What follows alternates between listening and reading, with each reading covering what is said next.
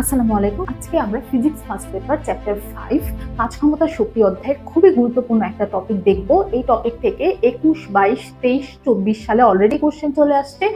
So এই বছরের জন্য এই টপিকটা খুবই গুরুত্বপূর্ণ। টপিকটা হচ্ছে কুয়াকে পানি শূন্য করতে কি পরিমাণ কাজ করতে হয় সেটা। সো এখানে দুইটা টাইপ। একটা টাইপ হচ্ছে কুয়াটাতে যতটুকু পানি আছে তার সবটুকু তোমাকে খালি করতে হবে, আর আরেকটা টাইপ হতে পারে যে কুয়াটাতে যতটুকু পানি আছে তার সবটুকু খালি করতে হবে না, কোশ্চেনে বলে দেওয়া থাকতে পারে তার 1/4 খালি করতে লাগতে পারে অথবা 2/3 খালি করা লাগতে পারে। সো আমরা আজকে দুইটা কেসই দেখব। প্রথম ক্ষেত্রে কুয়াটাকে সম্পূর্ণ খালি করার জন্য কুয়াকে পানি শূন্য করতে কাজ করতে হয়তো তোমরা নিশ্চয়ই জানো সবাই, সেটা হচ্ছে mgh। কিন্তু এই এইচটা কিন্তু কোনো নর্মাল সরণ না, এটা হচ্ছে গড় সরণ। সো গড় সরণটা আমরা কিভাবে বের করবো? এখান থেকে দেখো, কুয়াটা যখন সম্পূর্ণ ভরা থাকবে গড় সরণটা আমরা এখান থেকে বের করব। একটা সিম্পল সূত্র আমি একটু লিখে দিচ্ছি, সেটা আদি বিন্দু সরণ প্লাস শেষ বিন্দু সরণ ডিভাইডেড বাই 2।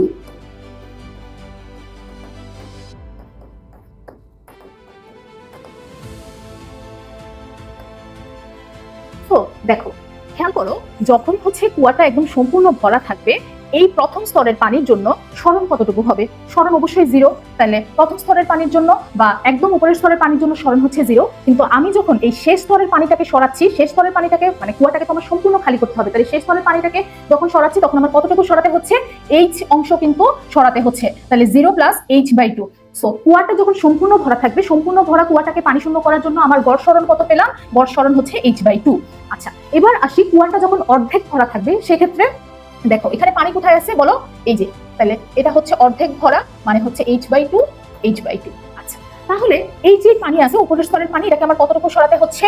h/2 পরিমাণ। আচ্ছা, তাহলে আদি বিন্দু সরণ হচ্ছে h/2 প্লাস এখানে এই শেষ স্তরের পানিটাকে কতটুকু সরাতে হবে বলো দেখি? পুরো h গভীর মানে h দূরত্ব কিন্তু আমার সরাতে হচ্ছে, তাহলে এটা হচ্ছে h। তাহলে h/2 + h ডিভাইডেড বাই 2 কত আসতেছে? 3h/4 আসবে হচ্ছে সেকেন্ড কেসের জন্য। আচ্ছা, তারপরে থার্ড কেসটাতে দেখো 1/4 অংশ ভরা আছে, তার মানে এইখানে আদি বিন্দু সরণ তাহলে কতটুকু হচ্ছে? এইটুকু হচ্ছে 1/4, তাহলে এইটুকু কত? 3/4। আদি বিন্দু সরণ তাহলে কতটুকু হবে বলো দেখি? কতটুকু সরাতে হবে? প্রথম আদি বিন্দুটাকে সরাতে হচ্ছে 3h/4 প্লাস এই শেষ স্তরের পানিটাকে কতটুকু সরাতে হচ্ছে? পুরো h পরিমাণ অংশ কিন্তু সরাতে হচ্ছে, তাহলে 3h/4 + h ডিভাইডেড বাই 2, তাহলে কত আসতেছে?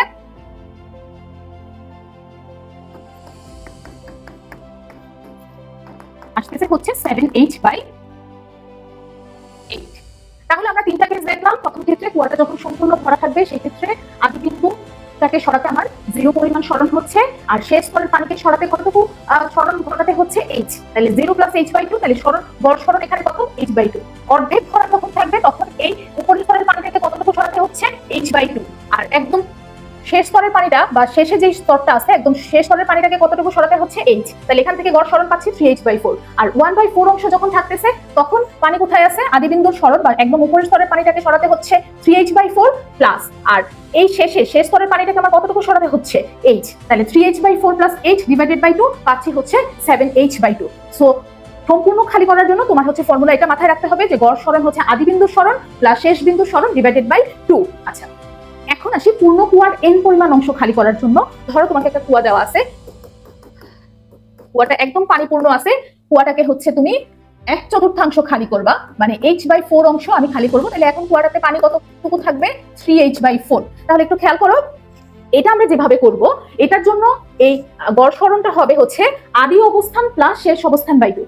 প্রথম ক্ষেত্রে এখানে উপরের স্তরের পানির জন্য আদি অবস্থান বা গভীরতা, তো যেহেতু একদম উপরের স্তরে আছে পানি তাহলে গভীরতা তো 0, তাহলে শেষ স্তরের জন্য গভীরতা কতটুকু? আমি যেহেতু পুরো কুয়ার গভীরতাটা h ধরে নিচ্ছি, তাহলে ফাইনাল গভীরতা hf কত হবে বলো? h। আচ্ছা, তো এখন আসি আমাকে কি করতে হবে? 1/4 খালি করতে হচ্ছে। তাহলে 1/4 খালি করার জন্য এই পানির আদি অবস্থান কোথায় ছিল? এখানে ছিল, মানে 0। তাহলে 0 প্লাস, এখন যেহেতু 1/4 আমি খালি করে ফেলতেছি, 1/4 খালি করার পরে পানি এখন কোথায় চলে যাবে? h/4 গভীরতায়। তাহলে পানির শেষ অবস্থান কোথায় হবে? h/4 divided by 2। তার মানে এখান থেকে কত পাচ্ছি? গড় সরণ হচ্ছে h/8। সহজ কথায় বলতে গেলে পানি সর্বপ্রথমে কোথায় ছিল প্লাস পানি খালি করার পরে কোথায় চলে গেছে ডিভাইডেড বাই 2, যেটা হচ্ছে আমরা লিখছি এখানে আদি অবস্থান প্লাস পানির শেষ অবস্থান ডিভাইডেড বাই 2। আচ্ছা, চলো এখন আমরা একটা কোশ্চেন দেখে ফেলি। প্রথম ক্ষেত্রে দেখো জানতে চাওয়া হচ্ছে যে প্রথম পাম্পটার ক্ষমতা নির্ণয় করতে হবে। আচ্ছা, সো ক্ষমতা নির্ণয় করার জন্য আমাদের ফার্স্টে কাজ বের করতে হবে, তারপর আমরা ক্ষমতা বের করব। প্রথম পাম্পের ক্ষেত্রে কি হয়েছে একটু যদি দেখি, পাম্পটা চালু করার 10 মিনিট পরে ট্যাঙ্কের 1/4 খালি করে পাম্পটা নষ্ট হয়ে গেছে।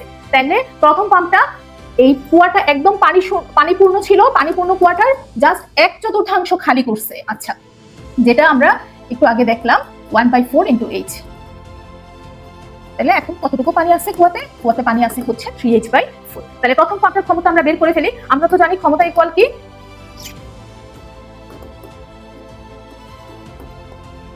P = mgh/2। এখন H টা আগে বের করে নেই, হ্যাঁ, গড় সরণটা। তাহলে গড় সরণটা আমি এখান থেকে কিভাবে বের করব? দেখো, প্রথম ক্ষেত্রে পানি কোথায় ছিল? ইনিশিয়াল হাইট কত? 0, বা ইনিশিয়াল গভীরতা যেটা সেটা হচ্ছে 0। পানি ছিল এখানে, পানি খালি করার পরে কোথায় চলে গেছে? H/4 গভীরতায় চলে গেছে। তার মানে পানির শেষ অবস্থান এখন কোথায়? H/4 গভীরতায় /2। তাহলে কি হচ্ছে? H ড্যাশটা আমরা কি কত পাচ্ছি বলো? H ড্যাশটা পাচ্ছি হচ্ছে H/8। এখন আমি আসি m আমরা কিভাবে বের করব? m টা হচ্ছে কতটুকু পানি তুমি খালি করতেছো বা কতটুকু পানি তুলতেছো। সো এখানে বলছে যে 1/4 খালি করছে পাম্পটা। তাহলে এখানে এমটা কি হবে বলো দেখি? 1/4 পানির ভর। তাহলে 1/4 পানির ভর আমরা কিভাবে বের করবো? আমরা সবাই জানি এম হচ্ছে রো ইন্টু ভি। তাহলে 1/4 ইন্টু রো হচ্ছে পানির আয়তন, সবাই আমরা জানি 1000, আর ভি হচ্ছে πr²H। আমি এটা একটু মুছে দিচ্ছি।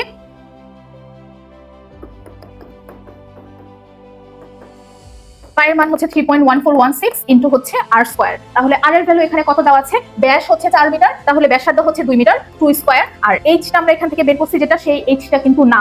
এখানে কতটুকু h হচ্ছে 20। এইখানে আবার কিন্তু কেউ ভুলেও হচ্ছে যে এই গড় সরণ আমরা যেটা বের করলাম, গড় সরণ আমরা কত পাইছি? H/8। এটা কিন্তু বসানো যাবে না, এটা হচ্ছে কুয়ার যে মেইন গভীরতা সেটাই বসবে যখন পানির ভর বের করব। তাহলে এখান থেকে আমরা পানির ভর কত পাচ্ছি? পানির ভর পাচ্ছি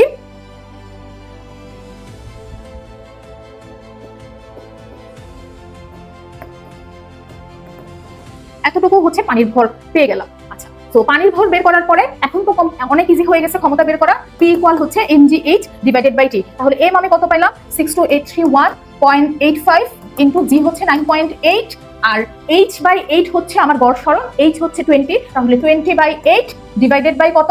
T। T বলে দিছে কত? 10 মিনিট। তার মানে এটাকে আমাকে অবশ্যই সেকেন্ডে কনভার্ট করে নিতে হবে। তাহলে 10 × 60 কত আসতেছে?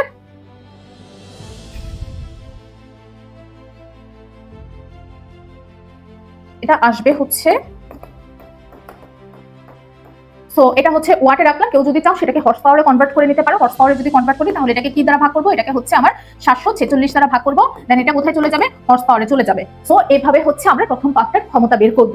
এখন আসি হচ্ছে সেকেন্ড কেসে আমাকে কি বলছে।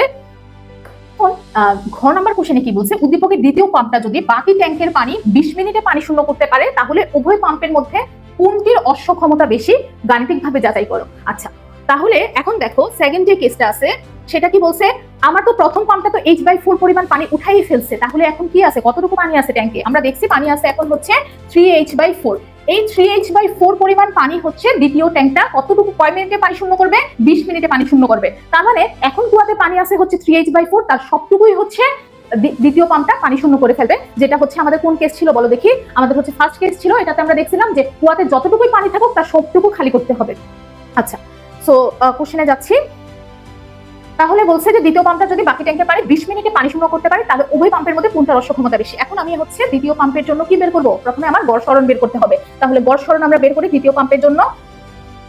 পানি ছিল কোথায়? আদিবিন্দু। পানির আদিবিন্দু হচ্ছে কোথায় আছে বলো দেখি? পানির আদিবিন্দু হচ্ছে দ্বিতীয় পাম্পের জন্য আমার এই প্রথম স্তরের পানিটাকে কতটুকু সরাতে হচ্ছে? H/4।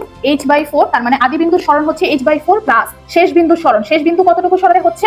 H পরিমাণ। যেহেতু কুয়ার গভীরতা আমি ধরে নিছি H, তার মানে কতটুকু সরাতে হবে? H divided by 2। তাহলে আদিবিন্দুর সরণ হচ্ছে H/4 আর শেষ বিন্দুর সরণ হচ্ছে H ডিভাইডেড বাই 2। তাহলে আমরা এখান থেকে কত পাচ্ছি? 5H/4। তার মানে হচ্ছে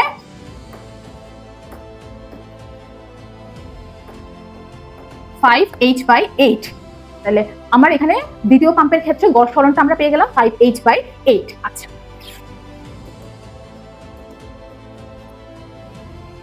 আচ্ছা, এখন আমরা কি বের করব? আমাদের হচ্ছে P বের করার জন্য, P2 বের করার জন্য mg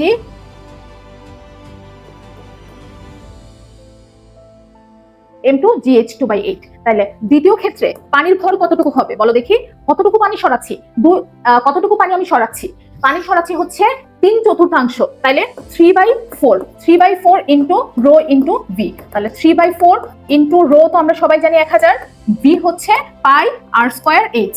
তাহলে কত আসতেছে 3/4 ইন্টু 1000 ইন্টু পাইয়ের ভ্যালু তো সবাই জানি 3.1416, আর এর ভ্যালু কত দেওয়া আছে, ব্যাসটা দেওয়া আছে 4 মিটার, তাহলে ব্যাসার্ধ হচ্ছে 2 মিটার, 2 স্কয়ার ইন্টু এইচ। সাবধান, আবারও বলি এখানে এইচ কিন্তু মেইন কুয়ার যে গভীরতা বা পানির ট্যাঙ্কের গভীরতা এখানে, তো পানির ট্যাঙ্কের গভীরতাটা ইউজ করতে হবে 20। দ্বিতীয় পাম্পের ক্ষেত্রে ভর আসবে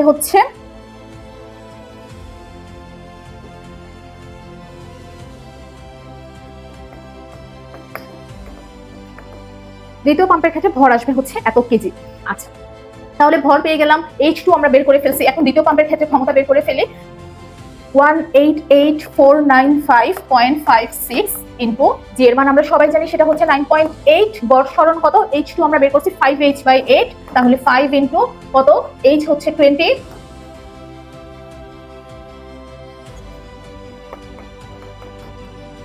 ডিভাইডেড বাই 8।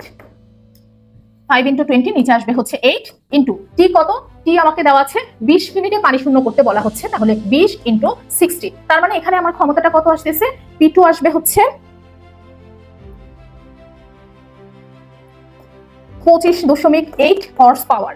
আচ্ছা, পাম্পের ক্ষেত্রে ক্ষমতা ছিল হচ্ছে 3.44 হর্স পাওয়ার, দ্বিতীয় পাম্পের ক্ষমতা আমরা পাচ্ছি হচ্ছে 25.8 হর্স পাওয়ার। তাহলে কোনটার অশ্ব ক্ষমতা বেশি?